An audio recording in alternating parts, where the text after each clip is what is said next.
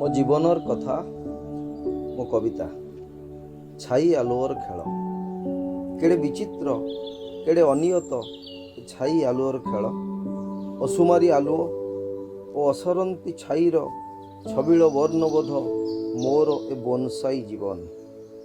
ଗୋଟେ ଅଙ୍କା ବଙ୍କା ପାଦ ଚଲା ମାଟିଆ ରାସ୍ତା, ଯେଉଁଠି ବାରମ୍ବାର ଧୂଳି ଧୂସରିତ ହୁଏ, ନିଷ୍ଠୁର ଥୁଣ୍ଟା ପଥର ଖଣ୍ଡରେ ରକ୍ତାକ୍ତ ହୁଏ ଜଣେ ଅଜେୟ ପଦାତିକର ଦୁଇ ପାଦ। କେବେ କେବେ ଭଦଭଦଳିଆ ସୁଗମ ସଙ୍ଗୀତ, ମେଘ ମେଦୁର ଆକାଶର ଥମ୍ ଥମ୍ କୋହ ଓ ଆଷାଢ଼ ଆକାଶର ଚପଳା ଚମକ ମୋତେ ବିଭୋର କରେ।